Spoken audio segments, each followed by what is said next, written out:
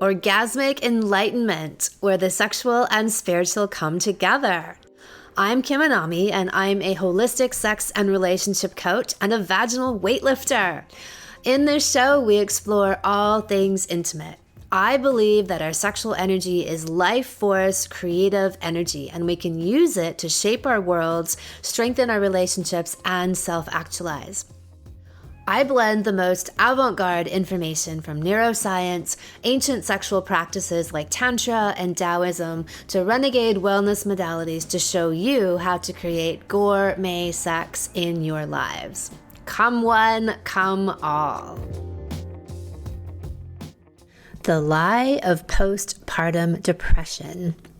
I call it a lie because people have come to think of postpartum depression as a normal extension of pregnancy and birth. It's just another phase that women go through on their motherhood journey. That's not to say that women don't have depression after birth. They do. But why? What is the source, and is that truly how it's meant to be? Nope. Depression after having a baby is not normal. The haggard and despondent state of the new mother doesn't have to be reality. It's symptomatic of a cascade of events that combine to rob a woman of her power and sovereignty, which is really fucking depressing. So what if a woman is meant to emerge out of her birth experience and the weeks and months following it, instilled with a massive amount of confidence, bliss, pleasure, and expectation that life will bring her all she needs? Well, she is. In this interview with Rachelle, Garcia, Seliga, we do a deep dive into the isolation, struggle, and exhaustion that postpartum is for most women, and pivot to address what the missing ingredients are for a restful, nourishing, rejuvenating, and euphoric post-birth experience instead. One that creates the imprint that will last you an entire lifetime of empowered parenting. In this episode, we cover the 5 pillars of a restorative postpartum, the role of birth trauma in postpartum depression, Indigenous traditions in postpartum care around the world, the role of community and how to create it, a man's role and its impact on the couple's relationship overall. Rachelle is a pioneer and a bold voice, like somebody else you know. The body of her work is called Innate Traditions. Innate is that which is natural and inherent. Traditions are those teachings that are passed down from one generation to the next. Nature's design offers us a map to health and wellness. We thrive when we follow that which has been laid out for us. Traditional medicinal knowledge is stored within our blood and bone memory, within the earth, air, water, fire, and stars. The more we heal ourselves from the destructive programming we have received, the more access we have to this knowledge. Innate Traditions exists to midwife a cultural shift where innate wisdom, personal authority, and the sanctity of life are centered and honored. Women are the heart, the foundation of the people. Supporting mothers supports healthy and empowered families, which supports thriving communities, which supports all of humanity. I really enjoyed this conversation with Rachelle. I think I found a kindred spirit, and it has a plethora of clear and essential insights to offer anyone who has had children and anyone who wants them. Learn how to come out of postpartum stronger than ever, as you were meant to. Welcome, Rachelle. It's so great to have you here. Thanks for having me. All right. So can you tell us about your background and how did you come to focus on postpartum specifically instead of just pregnancy or birth? So my background is I was trained in traditional midwifery in my 20s. I spent from the time I was 23 to the time I was 30 apprenticing, probably with about 17 different midwives is what I counted. And a lot of the midwives I worked with were in Mexico. They were traditional midwives. And so by the time I was 30, I declared myself done with apprenticing. You know, I was just like, that's it. I'm done. I'm complete with that. And then started stepping into the role of midwife. And my daughter was born when I was 31. So there was just like a year period in there that I was attending births before she was born. And then when she was born, I was attending births for a little bit of a time, and I would bring her with me to the births. And because I brought her with me, then I also brought my husband with me. And then it became like, well, they sleep in the car. And then I would run out to nurse, or they would put a tent in someone's backyard. And we had all of these different variations of how to make it work, you I know? love that And you bring your baby to work with you. That's totally. awesome. I love I that did commitment. because I felt like I know a lot of midwives who will leave their babies at home and go to births, but it felt really wrong to me. I was like, I'm not going to leave my baby to go take care of other babies. So she's going to come with me. And so we did that, except that that's actually really exhausting, you know? And so after we had gone like as a family to about 5 births, between the time when she was like 9 months to a year, so just like a 3-month stint, I was like, oh my God, I cannot do that. I mean, other women can, and maybe if you have a different constitution, but I was like, that is way too much. And I felt, well, maybe when she gets bigger, I'll be ready to go to births again. But then she got bigger, and then she was like 3 and 4. And I was like, I still don't want to be on call. And I just don't want to be running out of the house at 2 o'clock in the morning and all the things. And so what I started to do was offer uterine massage for pregnant mothers in preparation for birth. And I worked at a birth center and worked with all of the pregnant women there and doing that work. And then eventually from that, I transitioned and had my own practice where I was doing uterine massage and intravaginal work and breast massage, a practice that I called holistic well woman care. So for all of the things that allopathic medicine doesn't have cure or tending for, like those are all of the things that I tended to. And it was really beautiful. It was like ceremonious work that I did with women and like what would be called like miraculous healings, because when we're tending to the whole body, things heal because that's just like what our bodies want to do. And at some point in time, I was living in Southern Oregon, and it's a really heavy like midwife community. Like there's 30 midwives in this small area. And I was like, wow, it'd be really great if I offered this care for postpartum moms, and I had a friend who was a chiropractor who was like low impact chiropractic work. And her and I were like, we should get together and offer this care for postpartum moms. We'll do like in-home care. And we created this whole thing. And I had a busy practice. Like I was always full. And I thought, well, surely like this is great. And we put it out to the world and our community. And there was no response, like nothing. And we thought, well, that's weird. And so we put it out again, and then no response.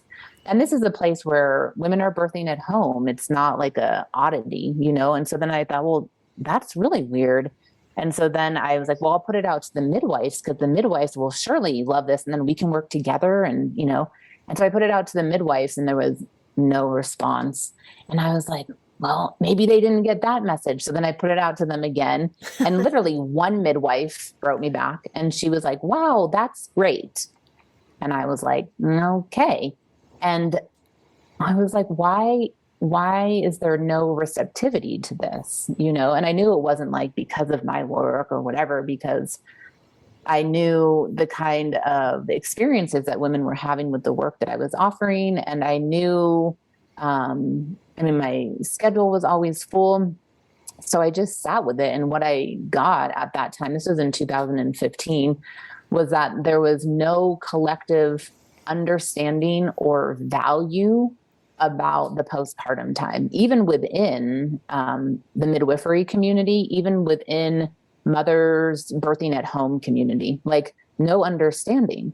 And then I felt really like angry about that, because I was like, well, how is there all of these women birthing at home, midwives attending home births and all these things, and there's no awareness of this? And I was like, someone needs to do something about this. It was like all this outward attention. And then I realized, well, I have to do something about it, because it's like, who and what am I going to be pissed about, And so then I decided, well, I'm going to create this thing, and I'm going to like talk about the importance and the value of this time. And I created this thing really through this rage that I felt. I created kind of this map, this idea of what I had from the years of experience that I had. and I put it out to the world as a course, but I put it out before I actually even had a course, right? It was just like a vision at the time. And just like set a date, like picked a random date and time. Like, I'm just going to have it ready by this date. And it filled up like, like it just filled up. And I was like, well, I better make the course then, because like apparently the practitioners, because I turned it into a course for practitioners, I was like, I want to work with practitioners who are working with mothers and families, because I had this kind of vision of this ripple effect. You throw a stone into the water and there's concentric rings that go bigger and bigger and bigger and bigger. And I was like, I don't want to work with the mothers and families. In my one-on-one practice, it was so beautiful, but it's also, there's so much need for this kind of work, and doing this one-on-one work all of the time. I was like, I need to do something, like the way that I think about it now and the language I use is like, what can I do that has the most amount of impact for the least amount of energy output, and not in some like lazy kind of way, but just in like a self-preservation longevity kind of way, So I wanted to work with practitioners, and that class filled up. And what it was based on, and what all my postpartum work is based on, is what I call physiologic postpartum care. So everybody talks about physiologic birth, like undisturbed birth, and that's kind of a well-known concept now. And it just means that we have a physiologic design, and when we follow it, birth is the most straightforward and quote unquote safe and easeful that it could be, right? And we know that the recipe, let's say, for physiologic birth is privacy. It's having witnesses, but not feeling like you're observed. There's darkness. It's like the environment that you would want to make love in, right? You don't want people barging into your space. And those are the conditions that allow for the hormonal flow for the unfolding of physiologic birth. And so in that same way that we have this design for birth, we have a design for the postpartum period. And we have that design for all of the life stages that we have. And so I called it physiologic postpartum care. And then that evolved into, I call it like innate postpartum care, but it's based upon this physiologic map that we have in our bodies in the postpartum period as women. And that when we follow this map, we have a clear road towards health and wellness and regeneration in the postpartum time. And what my interest was in at that time was understanding, and like how I came to this conclusion was looking at all of the postpartum traditions that I came into contact with around the world. And it's like, well, why is it that a postpartum tradition in Mexico is the same thing as a postpartum tradition in China, is the same thing as a postpartum tradition in Iran, is the same thing as a postpartum tradition in Malaysia? Like, how is it that all over the world, there's for sure like different flavors to the tradition, like depending on the environment and the food that grows there and all those things, but there's commonalities between all of them. And the reason why they're the same, no matter where you are on the planet, is because it's based in women's physiologic design in the postpartum period. So it's cross-cultural. It's not culturally specific. And I feel like that's what I've helped to kind of usher out to the world, is to take apart this notion that postpartum care is only within specific cultural contexts, and to make it understood that postpartum care is part of our human female physiologic design. And that's what all the traditions come from. I love that. And I love that these themes and traditions you see play out in different cultures throughout the world. So what are some of these? Like, what are some of the dominant ones that you've then collected and used as your recipe for the ultimate postpartum design? Mm-hmm. So the way that I define it is that there's 5 cross-cultural prescriptions required to create postpartum wellness. So the first one is rest. It's an extended resting period. And traditionally that's anywhere from 21 is the shortest that I've found to 60 days. And that means a mother is lying in bed and her, work is tending to her baby and breastfeeding and tending to her bathrooming needs and getting up to shower, but she's in bed, which implies that everyone else is doing everything else, right, in her home, but rest, an extended resting period. And the second one is about food. And there's certain kinds of food that need to be eaten in the postpartum time. And the cross-cultural prescription to that is warm in temperature, warm in nature, easy to digest, and nutrient-dense food, because our digestive systems are really slowed down. And in Ayurvedic medicine, they say that digestive fire needs to be rekindled in the postpartum time. And if you put that into like a Western allopathic medicine kind of understanding, it means we have to rekindle things like hydrochloric acid and beneficial bacteria and enzymes, because they kind of go out through pregnancy and the process of labor and birth. What if a woman doesn't feel like resting? Like, let's say she's had a really easy birth and she's feeling energized and she wants to get up and do things. What do you say to that? So,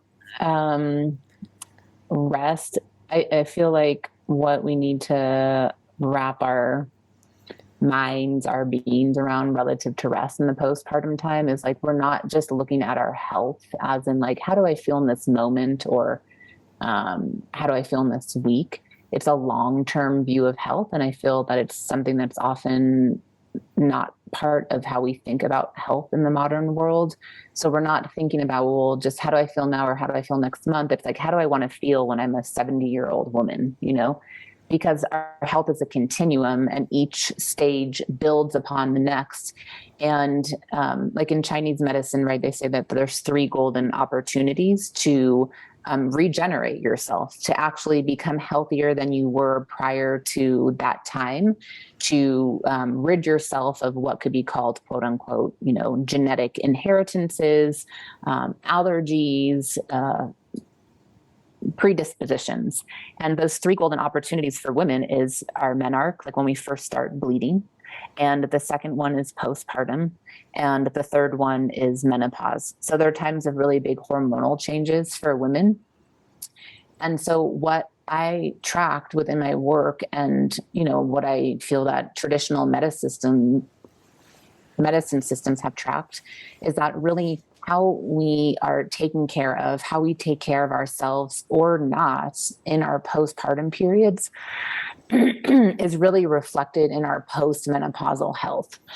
Excuse me. So if someone doesn't feel like resting because maybe they did have a really amazing birth and they're charged by it, or maybe they're 22 years old and like they're running on their 20-year-old energy, you know, it's to offer up the long-term view, which is that we rest in the postpartum period, because actually rest is like the primary medicine for protection of pelvic health in the long term.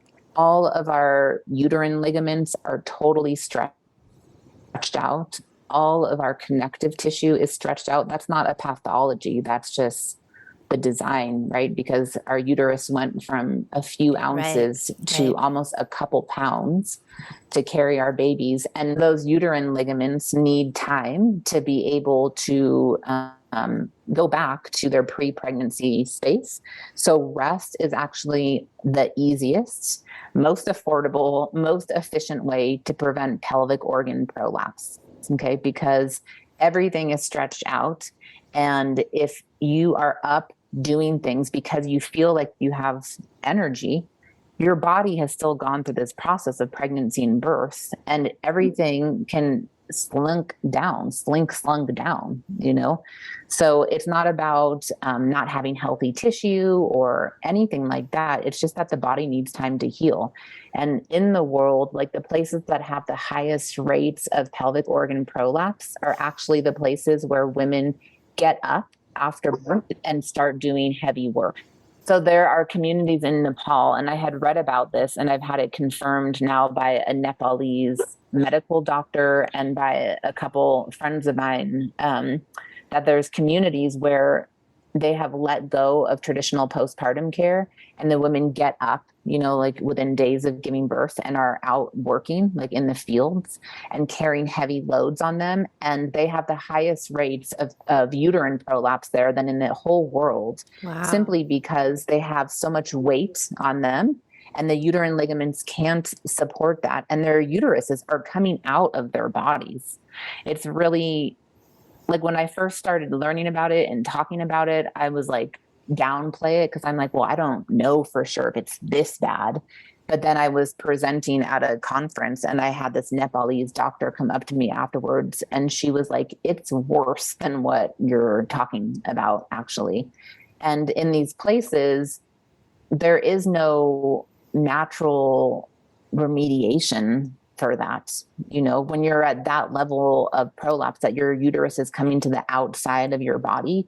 So women are doing all kinds of weird things and sticking things up their vaginas, to hold their uteruses in place. So the primary reason that we rest is for long-term pelvic health. So our pelvic tissues and our pelvic ligaments can regain their strength and their well-being.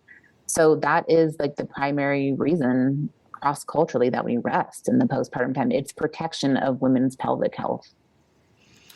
Wow, that's really profound. And so basically, even if you're feeling energized, is really just give yourself that space to be still. And is there a minimum of activity, though, that just kind of gets the circulation going? Or do you really just have faith in the process of being in the prone position as much as possible? So, it's not like you're lying on your back, but you're resting. And the idea is that you're keeping that energy for yourself, right? So another way or another lens to look at it is through understanding Jing, right? As our ancestral inheritance and our primordial essence. And the way that we lose the most Jing is through our menstrual bleeding as women. For men, it's through ejaculation. For women, it's through birth. And we can say, okay, well, these are normal physiologic processes and part of what it is to be human. But the reason why there's ritualized rest in the postpartum period, and why there's supposed to be ritualized rest when we're bleeding each month, when we're menstruating, is to prevent excessive Jing loss. So it's a way that you're keeping as much of your reserves inward. So, in this ideal world, it's like, great, if you're energized, let that energy stay within you and fuse you and circulate within you, and not output it with exercise or with movement, but you're like harnessing that as your like life reserve, and in terms of circulation, like blood circulation and lymph circulation, one of the cross-cultural pieces to postpartum care is body work. And what is happening is that every single day that postpartum mother is receiving some kind of light touch. So like in Ayurvedic medicine, it'd be abhyanga, right? So warm oil massage for her whole body. It would be likened to like a lymphatic massage, because she's not moving her lymph. Right. So the body work is meant to move blood and lymph and bodily fluids. So it's like everything is being done for her, so that her energy is staying within her system and between her and her baby, and for her rejuvenation purposes. That's the structure of it, right? So it's the resting, specific kinds of foods that are easy to digest. It's the body work. All postpartum traditions have warming. You want to go back? Yeah. So so we started out with rest, and I wanted you to elaborate more on that, which you did. And then I think you even gave me more of the explanation I was looking at, was in terms of like some movement is healthy, and you're saying, okay, well, the body work actually takes care of that. So the lymph movement and recirculation within the body is done through body work.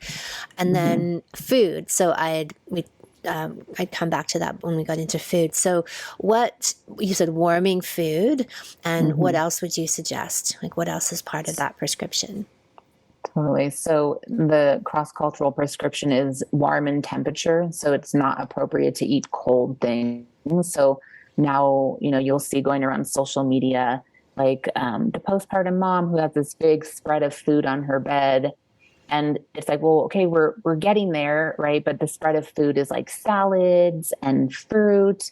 And actually, like salad and fruit is the worst thing to eat in the postpartum time. It's really hard on the digestion. Okay, you need to actually have really strong digestive fire to digest raw things. And we're saying that a mother's physiologic system is likened to a newborn's physiologic system in that it doesn't have really strong digestive capacity. So in all traditions, the postpartum food is soft, warm in temperature, warm in nature. So like cinnamon and clove, ginger, warming spices. So it's easy to digest so that her body doesn't have to do extra work to digest it. Again, it's an acknowledgement that we want all of that mother's energy to be within her body system and to go to breastfeeding her baby. And then it's nutrient dense. So it's like, how can the food that we eat deliver the most amount of impact for our body, right? So for us to heal connective tissue after birth, we need to put into our bodies collagen, right, which is animal based. We need a ton of fat to lubricate the inside of our bodies. So postpartum food is lubricating, warm, sweet, oily. So a lot of times, like when mothers are constipated in the postpartum time, like the modern school of thought is, well, you need more fiber, and eat more salad and fruit. But that actually can create constipation for postpartum moms. So to me, when there's a postpartum mom that's constipated, for example, she needs way more fat in her diet, like tons of ghee or butter, fat that's going to nourish her tissues. Okay, that's fabulous. So rest, food, body work, and there was 2 more you said. Mm-hmm. And then warmth. So all postpartum traditions have warming elements for the mom. And like a way to think about it that I talk about it often in class is to like never leave postpartum women out in the cold. And so what does that mean? It means that her environment should be warm in temperature, but warm in care, that she's not meant to be alone, that warmth needs to come back on her body. The postpartum body is in a cold and deficient state. So an easy way to think about that is pregnancy is like, it's a time of excess, right? We have, the extra weight of our uterus, and we have amniotic fluid, and we have the baby, and we have the placenta, and we put on weight. And then after birth, the baby comes out, and the fluid comes out, and the placenta comes out. And in the postpartum time, we're in a cold, deficient state. So we need to do things to bring warmth back into the body. So there's things like moxibustion that's done, right, which is burning mugwort over the uterus as a really incredible warming therapy. And different peoples all across the world have different things. Sometimes it's just having fires burning next to the mother. Sometimes it's warming up, like taking a fire, making a fire over sand and then moving the fire, and then taking hot bundles of sand in cloth and pressing it into the womb. Sometimes it could just be a hot water bottle. It could be the sunshine. But the idea is that postpartum mothers need to be in a field of warmth, not cold. I love that. And what's the 5th? And the 5th one, so when I talk about these things, those are pillars. That's how I talk about them. But for pillars to stand up, they have to be on a foundation. And if they don't have that foundation, then pillars can't stand. So none of these things can actually happen without the 5th piece, which is community. And community for all of the practical reasons that a postpartum mother can't do any of these things in the postpartum time without a social network of support. And then for the psychological, mental, emotional reasons that we're human beings and we co-regulate. And that's how we stay healthy and well, So in order for there to be this return or a construction of postpartum health and wellness, we have to have a base of community. And so this is the modern day conundrum, right? That like what most people don't have is community. And it's also why I believe that while midwifery in the sense of birth and physiologic birth has returned to the collective awareness so much sooner and faster than the postpartum time, because birth, even if it's long, is a few days in time, right? But when we're talking about the postpartum period, really what we're talking about is life, and we're talking about maternal health. And there's no like easy solution, right? Like you can't, control your reality for a few days how you can in birth and then have this experience. It's like, it's a total restructuring that we're talking about how we're living as people, and that's why I do believe that postpartum care has only come back out to the collective recently, because the conundrum.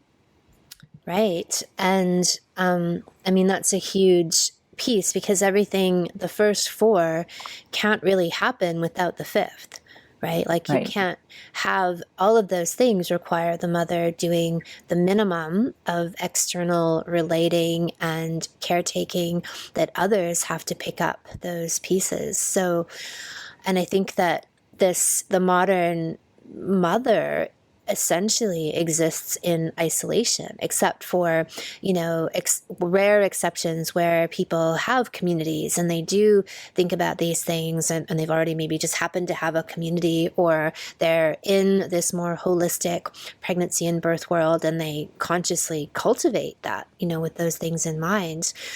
So what are some things people could do to create community if they don't have any? So like, let's say a couple is thinking about getting pregnant and they've got some friends, but I don't know that they've got people who could help them through 40 days of postpartum support.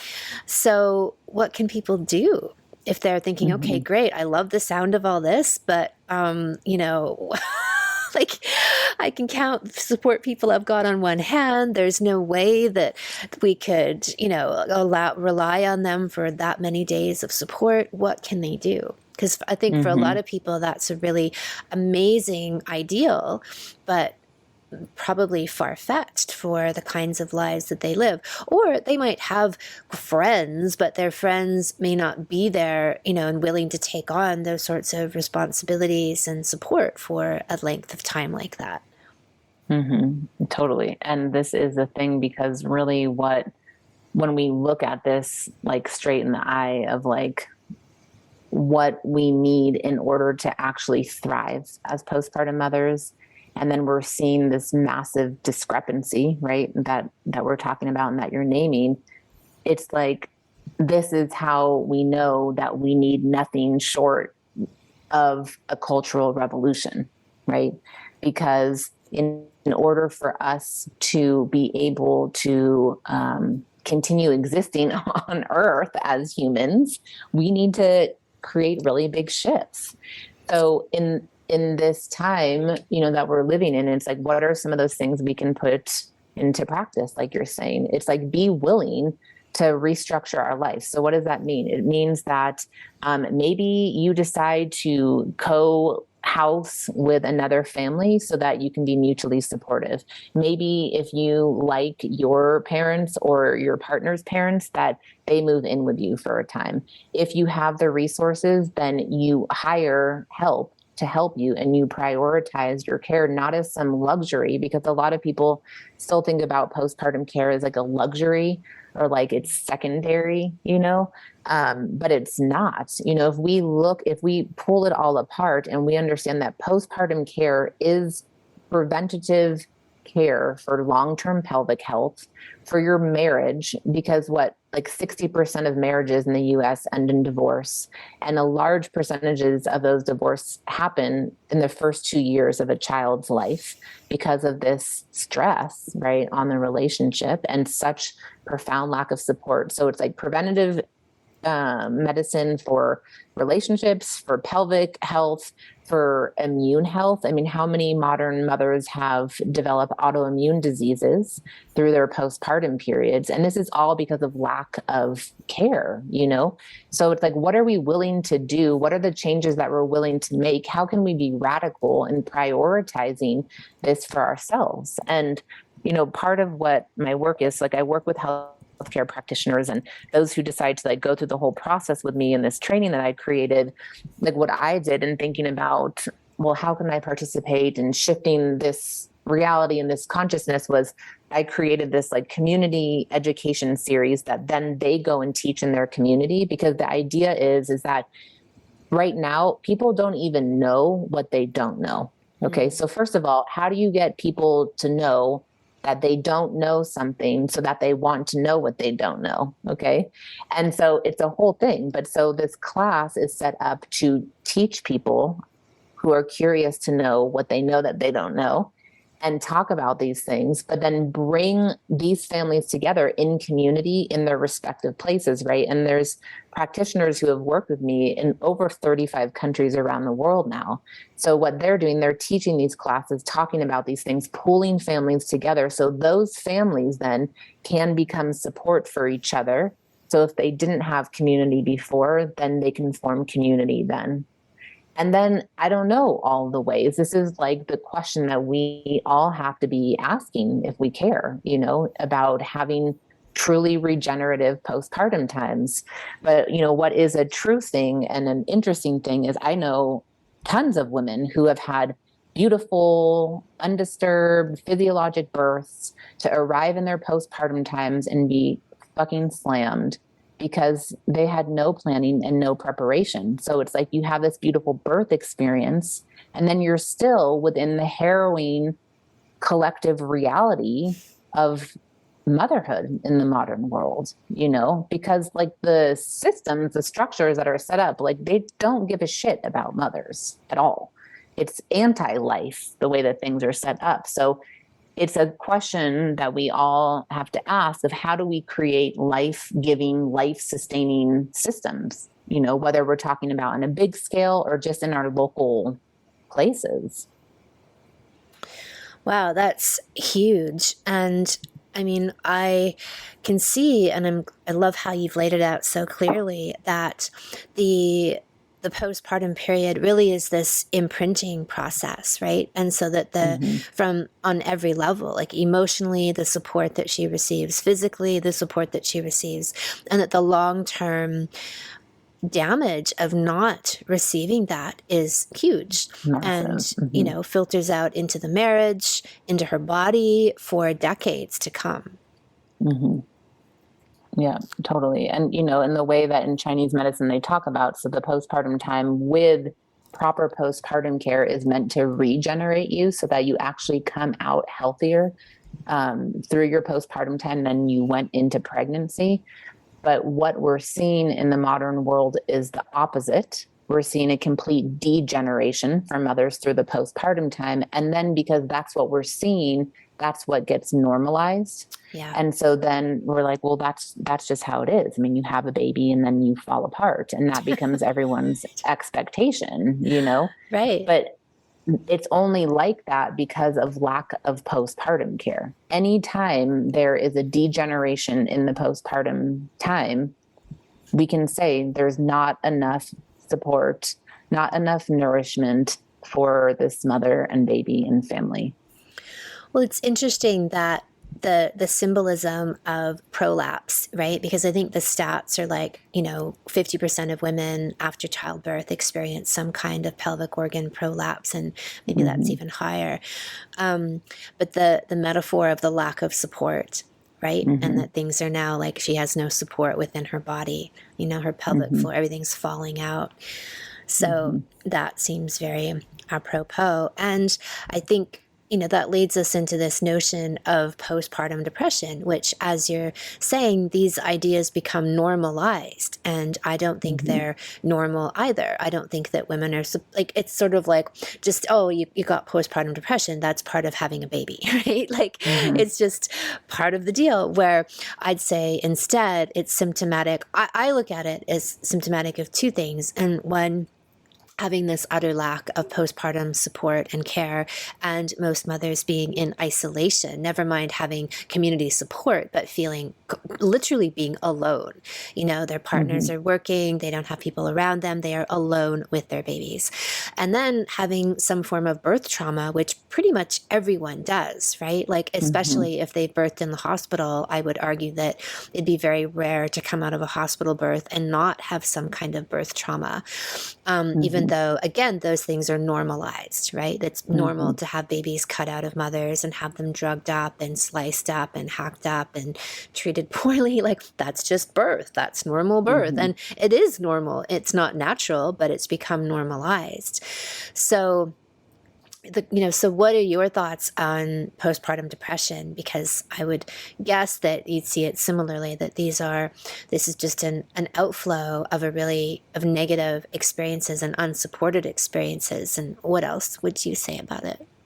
Yeah, no, totally. I agree with that. And, when I first started teaching, it's like I was seeing what I was seeing and had experiences with women that I had, that made me believe and intuit that, perinatal mood disorders, postpartum depression, postpartum anxiety, all of these things I could feel were from lack of proper care. I could feel were from obstetric violence that was experienced in the hospital. I could feel were from interruption in the physiologic process of birth, and there are so many women. I forget the statistic, before the whole COVID shenanigan times, it was like 1 in 3 women were in the United States was on an anti-anxiety or anti-depression medication, or both. That was before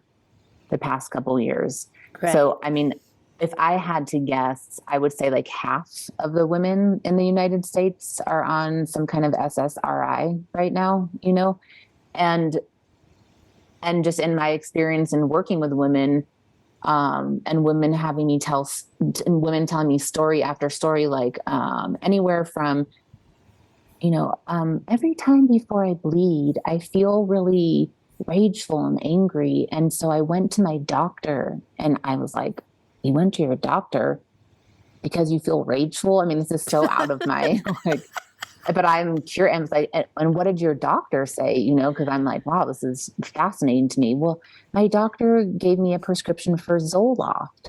So I'm like, wow. And this is how I learned about these realities, because women would tell me, because I worked for a time in a birth center that had just all kinds of women who would come, and I would be like, okay, so you felt rageful before your bleed. So you went to a male doctor and he gave you Zoloft to take as the resolution to that. And I was like, do you know that it's normal to feel like that before you bleed? Because it's actually your body showing you what's out of balance in your life, and like where your boundaries are too loose and what's not working for you. And it's actually an opportunity to create changes.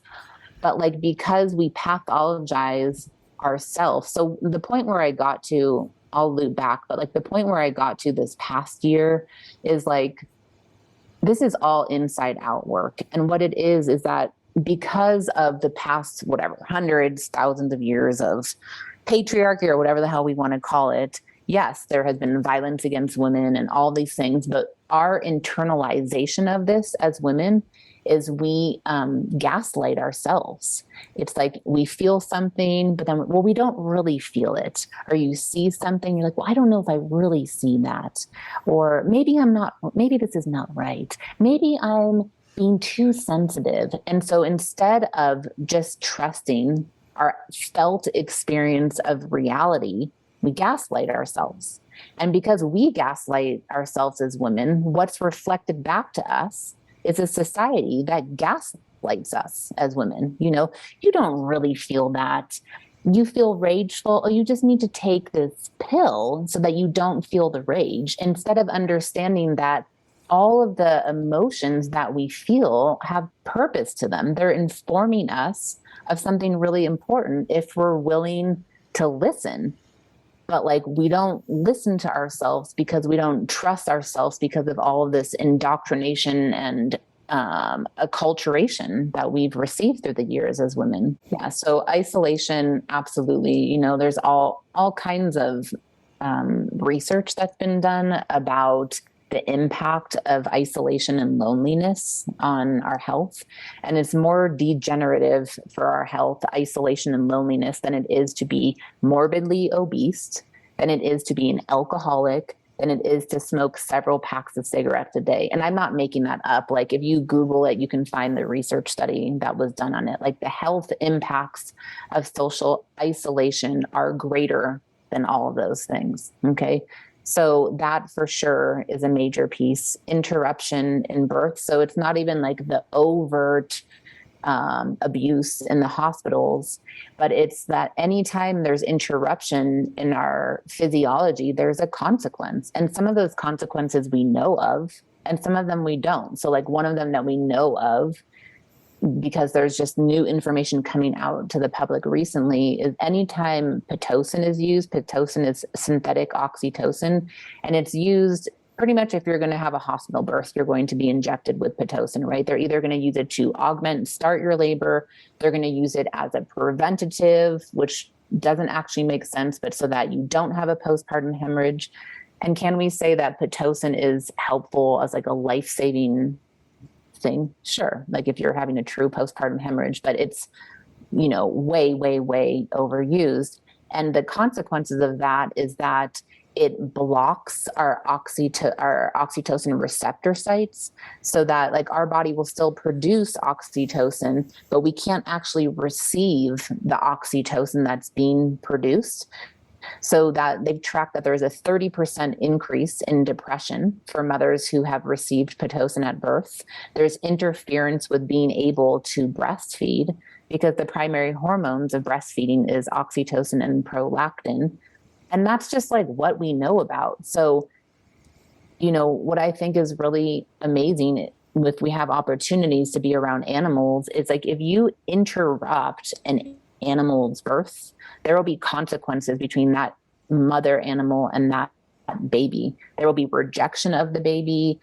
Sometimes the mother will refuse to feed the baby because you've intervened in the birth. Yeah. So we don't even know all the ways that we're intervening with our physiology, you know? So yes, overt obstetric violence, but then yes, all these meddling in physiology. Also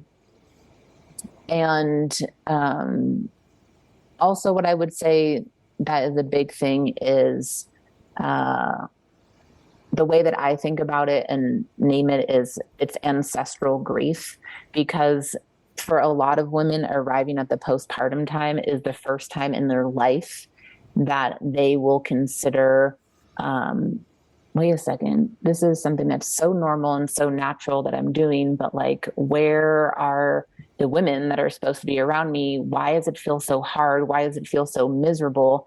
And if you follow that track, it's like, well, where's my community? Well, you don't have community. Well, why don't you have community? And you keep going down that. And it's really this acknowledgement, in terms of how my mind goes, an acknowledgement that our respective ways of life, our respective Indigenous ways of life, our original cultures have been so disrupted and destroyed, most of us in the modern world, that we don't have that holding, right?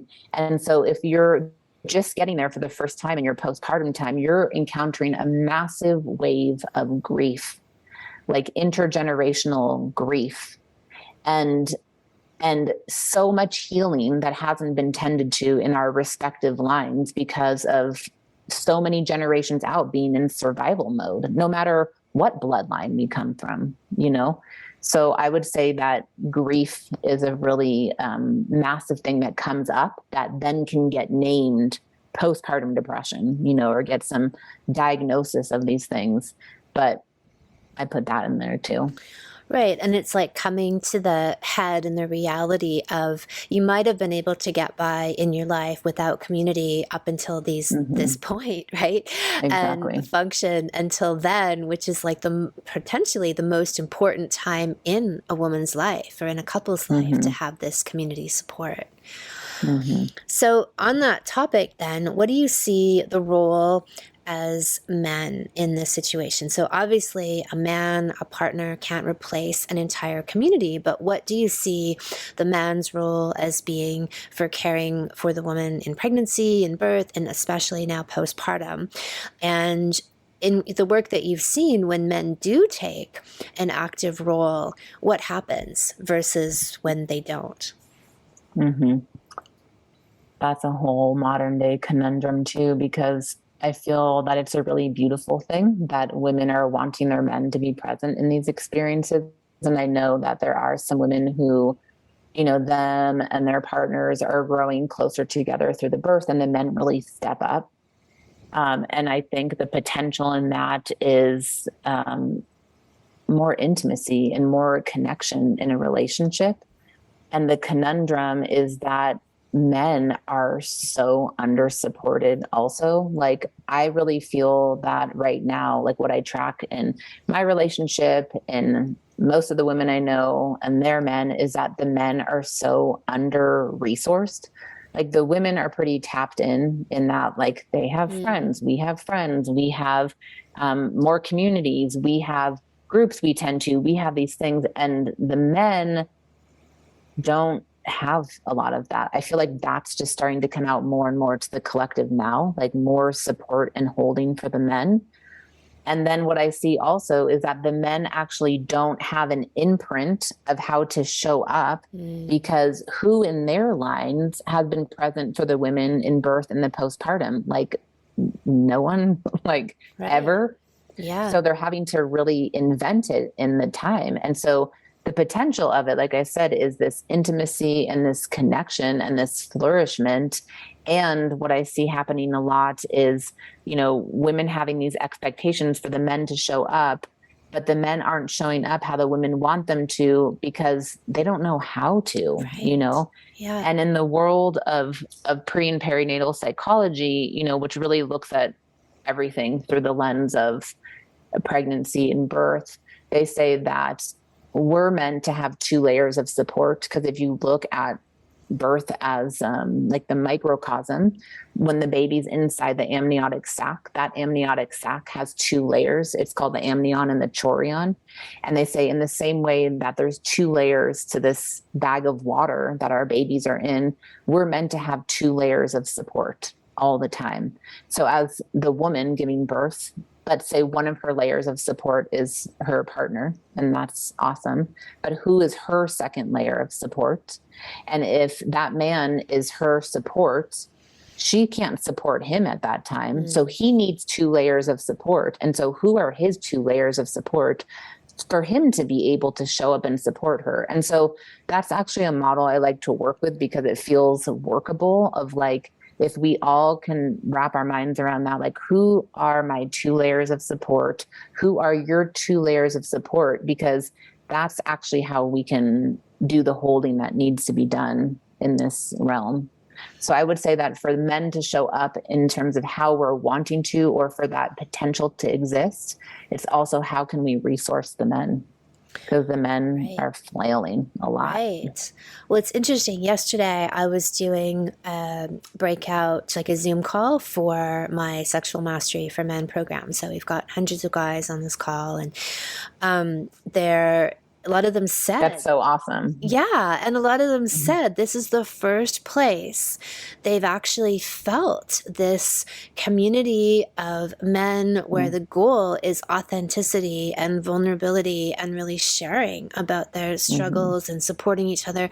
And it's so beautiful to see. Like, I come off these calls just like, oh, because they're so supportive of each other and encouraging. And then they'll share things about where they, real issues things they're struggling with, and they're all just supportive of each other and cheering each other on. And, there's no judgment. It's just like compassion and love. And it's just beautiful. And many of them have commented like it's the first experience they've had of this. Like they haven't ever been in a group of men where they're all in that energy together and that purpose together.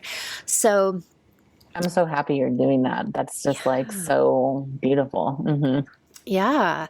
And I think the second step of that, now I feel like I ought to do a podcast on men's role in these things, Totally. Because I mean, do you have any suggestions for that? Like, because I agree that most of us and most men wouldn't have received the imprinting of what would a healthy, powerful male role be in these experiences. So how can they figure that out? Because there's tons more information out there for women. I mean, I can do a podcast on it, but any other ideas on that? I mean, I would have to sit with that to think there's a couple men who are lifting up this kind of fatherhood work, but I think like to me, the larger root level issue of it is this understanding that like we are living in a new time and we are moving into a new time.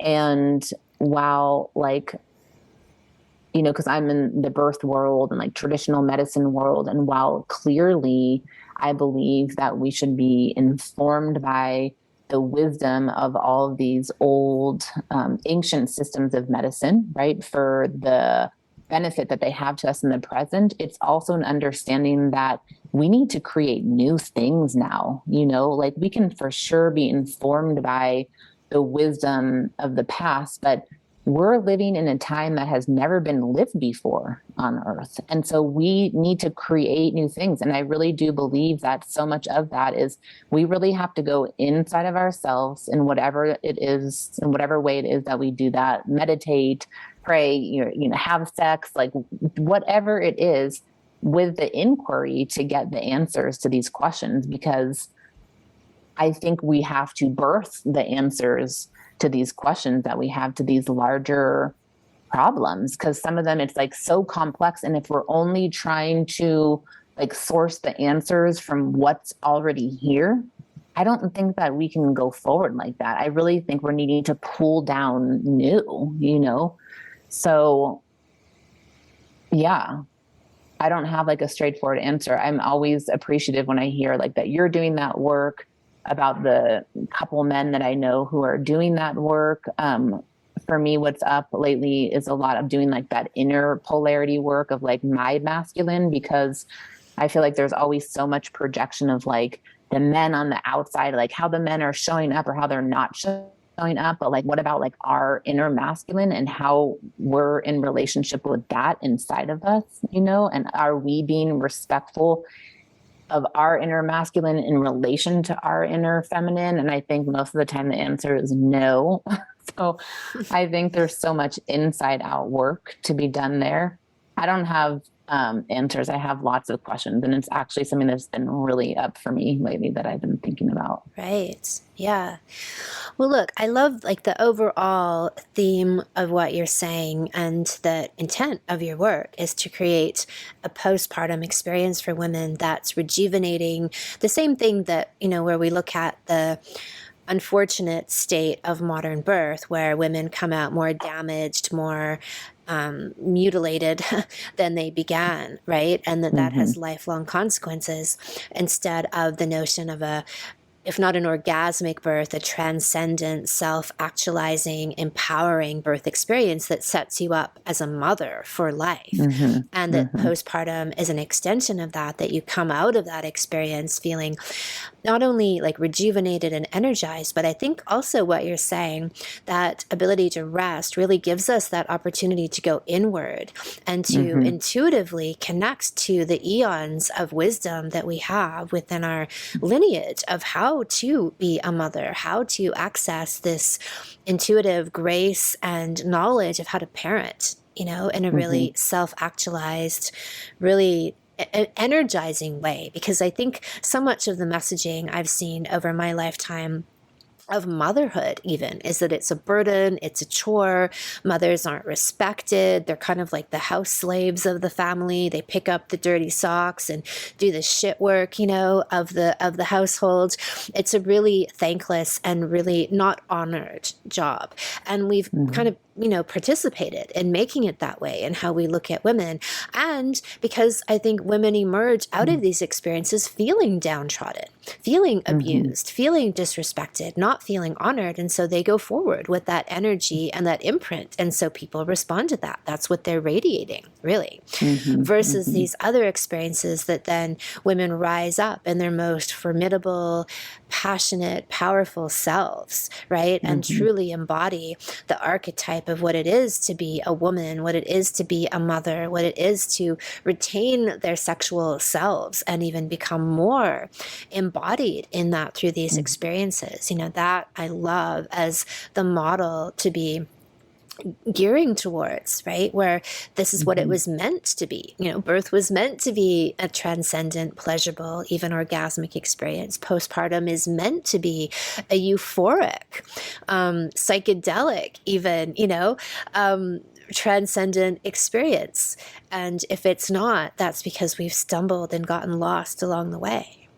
Yeah, 100%. And, like something that I think is interesting that I just kind of saw into in my work is that there's all this research out there, right, that talks about like how long does it take to create new neural pathways, which is essentially how long does it take to create new habits. And you look at any kind of old system of being or any practice we're trying to do, and you have to do things over a certain amount of days to actually turn it into a habit that you're going to stick with and stay with.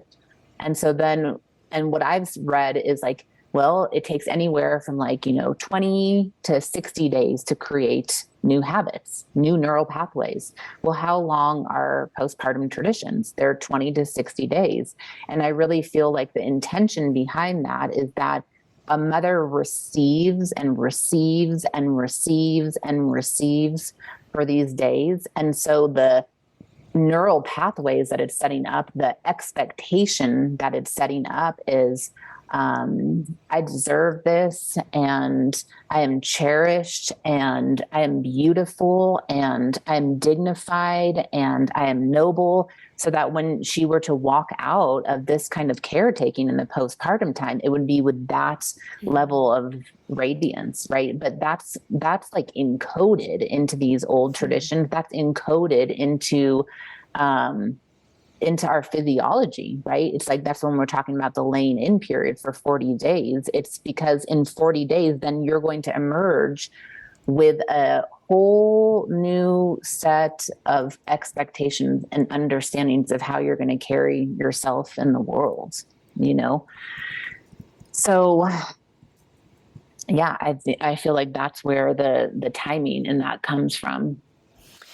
I love that. And because it's really the opposite that we see, where women are trained to give out too much, right? To have weak boundaries and not ask for and receive what they actually need. So they overgive to their partners, to their children, to other parts of their lives. And then they get angry and resentful and frustrated, and they don't trace it back. And that's the model that we see, right? Of this sort of like altruistic, all-giving mother, which there's, I think the darker side of that is the overgiving, right? Rather than the more, what you've described, like the more noble, entrained, like to receive good things, to receive energy. Because yes, women give out, we breastfeed, we birth, we create, but we need to be filling that cup, or else it's just completely, it's a depleting experience. Totally. And to me, like where I got to with that, just in the past year of like looking into all this is that why? Because, where conversations often go to amongst women, in maternal health work is like the kind of this victimization of women, right? Because, in one sense it's true. It's like women are victimized of this horrible system and all of the things. And it's like, how are we perpetuating this? And to me, it's like, why? And I can answer my own question, right? But it's like, why do we collectively as women accept such shit? Like, why are our standards so low in terms of what we accept for ourselves as okay, you know? And this gets back into before what I was talking about women gaslighting ourselves. You know, it's like, if something doesn't feel right, then it's not right. Right. But what the condition is right now, if something doesn't feel right for a woman, she feels like something must be wrong with me because I feel like this, instead of being like, I don't feel right. And I don't feel right because it's indicative of something being not right in my environment. Right. She projects it back onto herself. Like it's always her. And the example I like to use is that if there's a flower growing, okay, and that flower is not blooming in all of its glory, we're not going to have a thought of like, what the fuck is wrong with you, flower? You know, you're not growing, you're kind of ugly, like you are not in your full glory. No, we're going to say, oh, maybe you need some more water. Maybe I need to cut these bushes back so that you can get some more sunlight on you. Maybe I need to add some compost to your soil that's a little bit depleted. And once we add in the sunshine and the water and the compost, well, that flower is going to bloom, right? And I feel like it's the same thing for mothers. It's like there's such an internalization of like, something's wrong with me for feeling depressed or anxious or rageful or whatever it is, instead of being like, something's not wrong with me, something's wrong with my environment. Okay, where is it that I need more nourishment? What is it that I want, that I need to help me to bloom, you know? And in the same way that that flower needs sunshine and nourishment and compost and water and all those things, we need elements of support and nourishment in order to be able to bloom, you know? So yeah, it is about our environment and about making change in our environments. I love all of that. So what would you say to women listening who've experienced a less than ideal postpartum, or even a harrowing one, as some do? What words of wisdom would you have to share with them in terms of where they are in their life now? And then is there anything that they can do to kind of, rebalance from this? And then what would you say to women who have not yet given birth but are currently pregnant, for things they can do? So for the women who had harrowing postpartum experiences, there is the truth that we have this like window of time that's like the sacred window, or excuse me, it's called many different things in many different places, of like that potential to rejuvenate in the postpartum time. And while we may not have access to that, we always have access to healing. So like pelvic issues can always be healed. Okay. So even if you gave birth 30 years ago and you've had some kind of pelvic problem since then, you can tend to that. You can receive help for that. You can tend to it on your own, and you can heal that, right? What happens in the acculturation of how we're living, it's like, well, I had a baby, so now I just pee in my pants. Right. Like, no, you don't need to actually pee your pants because you had a baby. We can actually tend to that and we can heal that. Most women track their digestive problems of having started from their last birth. So they had their last baby 15 years ago, 20 years ago, you can tend to that. So all of these things can be tended to. There was this one woman who took my class. She had 10 children, and she's in her 60s now. And she was like, I didn't have postpartum care at all for 10 children. And after she took my class, she took a whole year and did like postpartum care on herself. And she said what that meant for her was she took a nap every single day. She said she hadn't slept that much in like 20 years. And she had one massage a week for the whole year. And it's like so beautiful when she talked to me about it. She's like, I feel like a totally new woman. And she says, I feel like for the first time in 20 years that like I've pulled my energy back into me, So it's not ever too late. It's just making conscious the reality as mothers that like, if we're going to give and give and give and give, which is what we're doing as mothers, then we need to receive and put back into ourselves, and receive and put back into ourselves, and put back into ourselves because we have to value our own selves. If we want to be valued, if we want to be honored, we have to value and honor ourselves first, right? And that can start anytime. And so I would say in that, it's like grieving, because that's real, like what we didn't have, and then valuing and honoring ourselves, you know, in all the small ways to the big ways of how that looks for us. And then for the ones who have not yet had babies, I mean, this is like a thing that I just constantly trip out on, because I'm like, we don't need to repeat this. People, like, we've already had really horrible postpartum experiences, and like, you don't have to do it, because we can tell you how to not do that, you know, and we can set you up to have it be totally different. But, you know, I'm at this place where I'm like, there must be some reason and something that the collective is getting out of having these really horrible experiences, because it keeps getting repeated and repeated and repeated. And so really what I say to the women who haven't yet had babies is, talk to the women who have had babies and hear what their experiences were like, and decide if you want it like that for yourself, or if you want something different, and be willing to put in the time and the effort and to make the changes to have what you really want, you know, because to be able to create these postpartum periods, it's going completely against the grain of what is. So you have to be courageous, and you have to be devotional to yourself. You know, you have to prioritize yourself. In those classes that the practitioners who have worked with me are teaching, you know, like these community education series, what they tell me is that it is like first time parents are not coming to these classes. Okay. It's like second, third, fourth time moms, because they're like, whoa, that was so bad. I do not want to do that again, you know?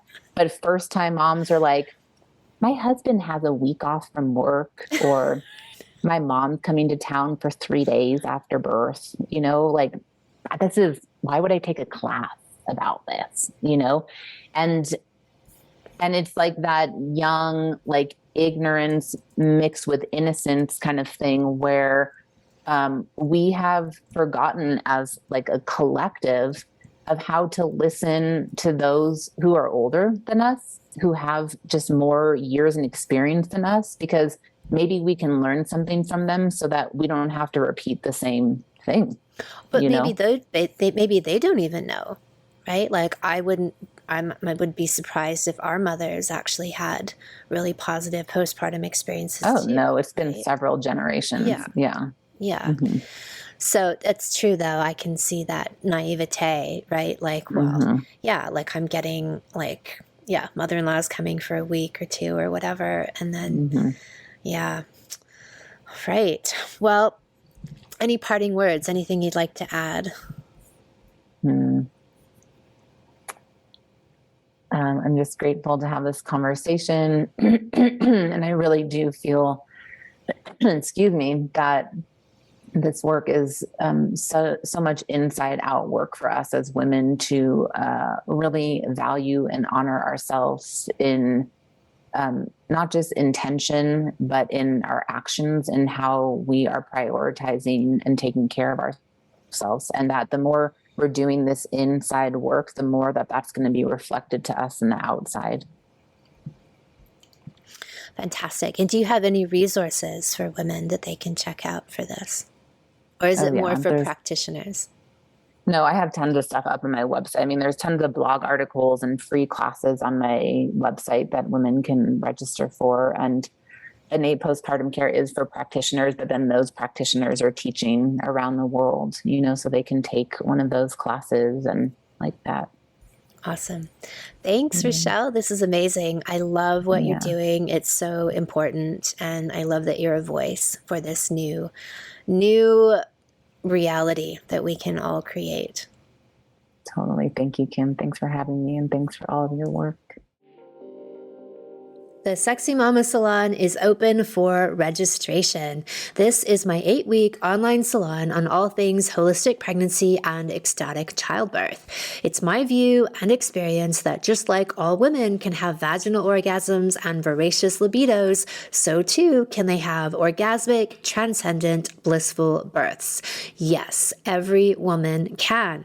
She just needs to clear the blockages and programming she's taken on via a corrupt medical system and a culture at large that seeks to remove a woman from this power. I seek to restore it. That's what we do in Sexy Mama. We go through every stage from conception through pregnancy, birth, and postpartum to reprogram you with all of the strength and power and ecstasy to make these peak life-affirming experiences and create an imprint of bliss for life. Yes, it's possible for everyone. Sexy Mama begins next week. Even if you aren't currently pregnant or have immediate plans for children, you can start the reprogramming process and create confidence in your current and future choices, knowing that they are backed up by facts and impeccable Anami research. See you inside. Thank you so much for listening. If you haven't already, subscribe and also leave a review. And send someone else the gift of a healthy libido and an off-the-charts love life by sharing this episode with them. We'll be back next week, and in the meantime, many happy orgasms.